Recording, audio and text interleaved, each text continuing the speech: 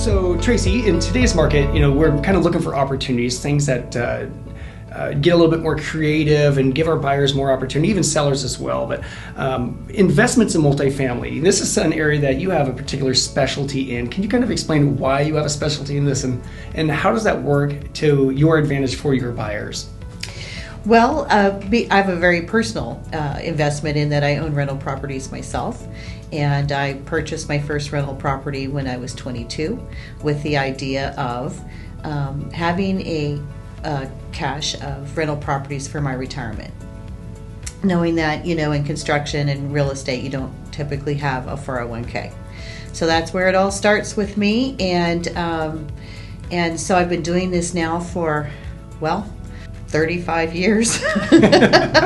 And so still a newbie, right? Still a newbie. Okay. And there are just a lot of financial advantages to having the rental property. You get some great tax write-offs. You get, of course, you're going to have mortgages on those rental properties, so there'll be the interest write-off. And then you're helping people.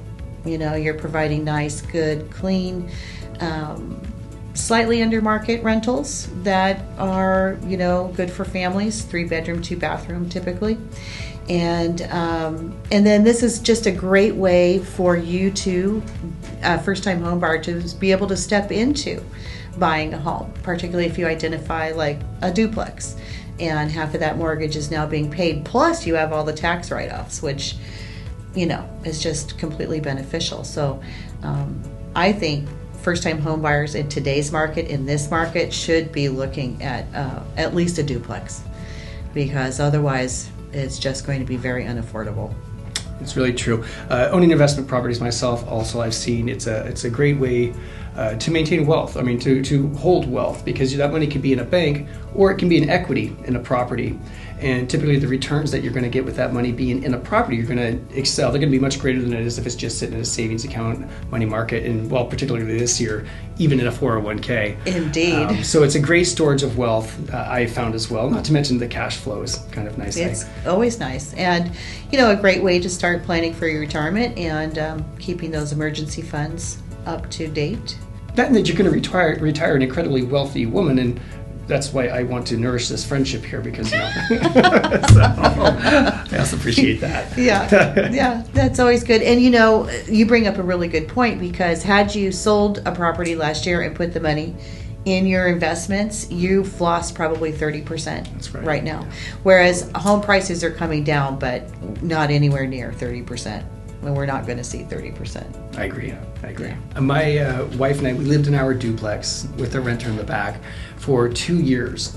And we expected it to only be for 1 year. But after a year, we realized nothing was broken. It was really nice because the tenant was paying almost 100% of our mortgage. And even when we did move, we ultimately did, bring another renter in and bought another home right up the street. In the first month, my wife kept on saying, we didn't need to move. That was actually pretty good, having somebody else pay like almost 100% of our mortgage. Free living is nice. So it's not that, can I do this or can I not do this? The question is, how can I do this? And an expert like Tracy is the type of person who can show you how you can make that, not only, that home dream a reality, but that investment dream a reality as well. So. And also perhaps just opening up, for instance, a first-time home buyer's eyes to what they could do. A lot of them are looking at just stepping into a loan and saying, I can't do that. When I bought my first house, I had 2 roommates I couldn't stand and 3 jobs. But, that only lasted for a couple of years just to kind of get the ball rolling. And then after that, you have more choices yourself. But you do have to be willing to make those sacrifices in the beginning. And sometimes the first-time home buyer doesn't even know what those sacrifices could be, or that they could do them. Well, kind of jumping into first-time home buyers, let's cover the first-time home buyers, because when I asked you, what is your favorite part of real estate? What do you really love? And I think a common answer for, in my opinion, a realtor who's very serious about being a realtor. I mean, you're not selling mattresses on the side. This is what you do. And you had said first-time home buyers. Now, that's unique because first-time home buyers are often the most challenging client that you're going to have, yet they still manage to rise to the top on your preferred list. And why is that? Well, I like to help people. And this is informing these persons about how they can begin this journey on their own, and opening their eyes to what that journey could be. And because especially in today's world, I hear a lot of younger folks saying, oh, we can't do this, we can never do this, our parents did this, we're out. And that's not true. It's not true. It's simply not true. And so it's just a matter of sitting down with them and opening their eyes, and you see those eyes open, and it's just really exciting, and just to help get their financial life started. No. It's amazing to me how many first-time home buyers have never had any type of real financial education. And of course, in the process of being a first-time home buyer, you are going to fill out a pre-approval application, and a lender is going to give you a quick schooling on finance. We had talked something, you had mentioned a couple of things about, in this current market, it's okay to have some slightly lower expectations. Because you're still going to build some equity. You're still going to be able to build some equity. It might not be your dream home, but it could be a great starting place, a great place to start building some equity, move that money over to another property later on, possibly keep it as a rental, future wealth building, things of that nature.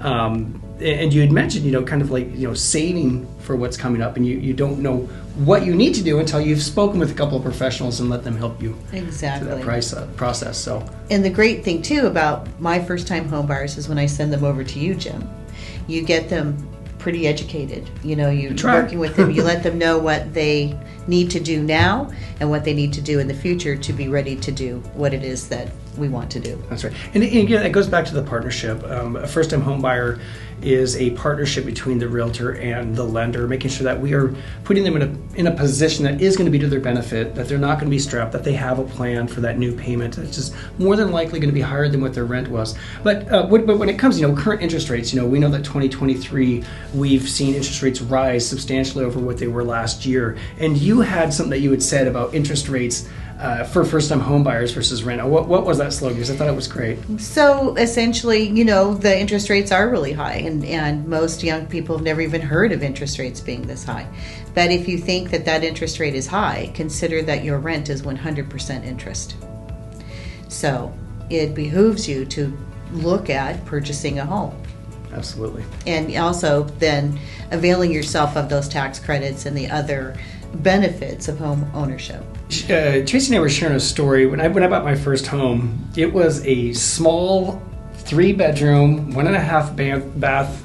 I wouldn't even, you could barely call it a ranch because they're damn sure it wasn't a ranch. It was a tiny lot. It was on a corner of a busy street in Orchards area of Vancouver. And $123,000, I think, is what we paid for the home. And at the time, I think the payment was $1,350. And that was about $350 more than we'd paid for rent. And it was like, ooh, boy, can we take on this extra payment? What's this going to look like? But we lived in that home for 3 years. And we made some modest upgrades and stuff to the home. But when we sold it and we did the math, we made enough money selling that it covered all the mortgage payments that we had made. So essentially we had gotten all that mortgage payment that was higher than my rent that I was concerned about initially, ended up not being a burden to us financially, but we got it all back. And you're simply not going to do that with an apartment or a rental. You're not. You're going to pay a mortgage, you're just not going to pay your own. Right. That's right. So. And I often tell my first-time home buyers, so that first 1 to 3 years is going to feel really tight. Right? Because you're stepping into this and it's a new world for you. And there's going to be some repairs. Things are going to come up because guess what? Now you're a homeowner. But in about 3 years' time, you're going to be looking at your friends who are paying rent, and their rent's going to be way more than your mortgage. And they are not going to be benefiting from the tax credits or being able to write off like landscaping materials and stuff like that. So, or that sweet, juicy equity. And the sweet, juicy equity. So, Tracy, this can be awkward for some people, for some others not so much. But, if you really could just share with us, why do you think that you are the ideal agent to represent a buyer or seller? What makes you special and different in this market? Well, I feel like I have loads of experience in all aspects of real estate. I also feel that, I'm more in it because I want to help you. I want to help you achieve your desires and your goals. And I like working with people. I think I'm pretty patient. The best part for real estate for me is opening the door. Every time it's like a Christmas package. It may not always look like a Christmas package on the inside, but just that opening of the door is just really exciting to me, and listening to what people have to say, the oohs, the ahs, the ohs, the ooh, all of it. I love all of it, and that's... Well, I've kind of looked into your background, right? So we see what's on the surface, but I think what we get to see oftentimes with Tracy Burgess is we get to see the tip of the iceberg and not necessarily all of the underlying value that somebody gets when working with you. I mean, you have a history in design, in interior design. I do. You are married to a remodeler and home inspector, so there's not much that a house is going to throw at you that's going to be a surprise. You're able to identify potential flaws or even opportunities that others just might not see. That is very true, and thanks for reminding me about that, because that is something that that my clients tell me over and over again.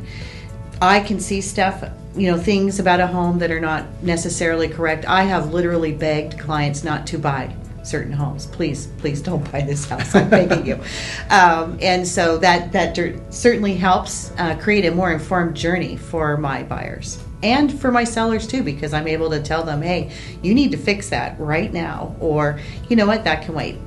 You need to focus your energies over here.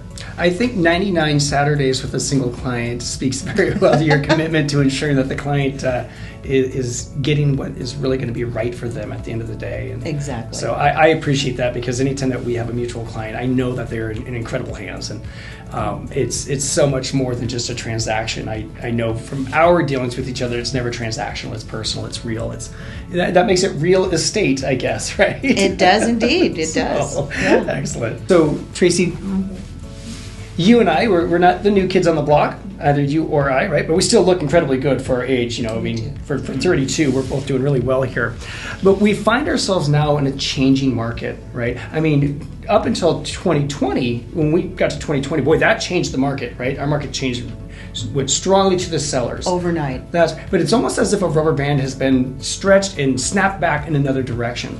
So we find ourselves in a changing market again. Can you kind of share your experience with changing markets, how you handle that, and how you plan to grow and thrive in this new market that we find ourselves in, just for both for yourself and for your clients? So, I think it's really important to stay in touch with your previous client base and just be there to answer any questions they might have about this changing market, and keeping them informed. And then, of course, just being uber disciplined with my own business, still treating it like a business, coming in every day, doing the phone calls, doing the stay in touch, reaching out to people, and then just continuing to be a resource for all of my clients, friends, and family about real estate and what's going on, which also means then you need to keep your finger on the pulse. Of course, I have a great lender that helps me do that. And that's pretty much what we're going to have to be doing, because the business is not going to be walking in. Right. And home sellers are nervous to sell, given the market that we're in right now. And so it's really, again, just about communicating, setting expectations properly, and staying in touch always. No, I'm moving into 2023 with a lot more confidence, because I have partners like you. That you're not new into this. You are seasoned. You've been through 08, 09 and came out of it thriving. And it seems almost to me as though for those who are really committed to the profession of real estate and financing, that we are in a position right now where almost like a slingshot that is being pulled back. And I think as things start to come back out, boy, you better watch out, because you're going to be going a million miles per hour again. Once again, but that's the ricochet. That's the way it always is. Yeah. So. And there are some incredible opportunities here in 2023. Indeed there are. And I do feel like, despite the high interest rates and so forth, the market was overheated. It was bananas.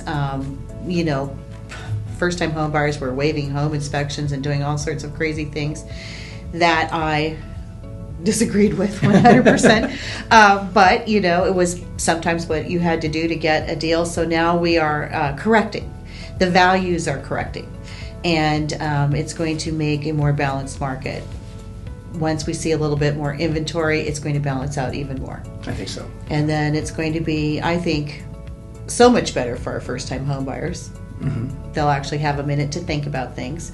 And then our home sellers are just going to have to readjust their their expectations. I think you're right. We did look last year. We were saying many of those $500,000 properties did not go for $500,000. Well, in fact, a year earlier they were a $400,000 property. Now they're selling for $500,000, but they're selling for $550,000. People are paying $50,000 over, waiving inspections and appraisals and all of this stuff. And then some people might look at a mortgage payment that might be $400 or $500 more than what it would have been last year.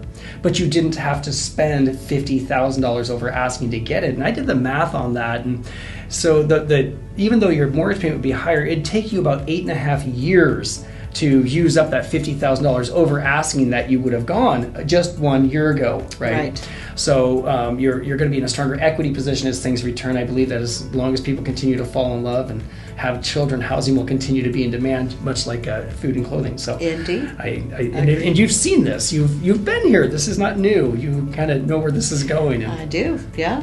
That helps me sleep. Yeah. So wonderful.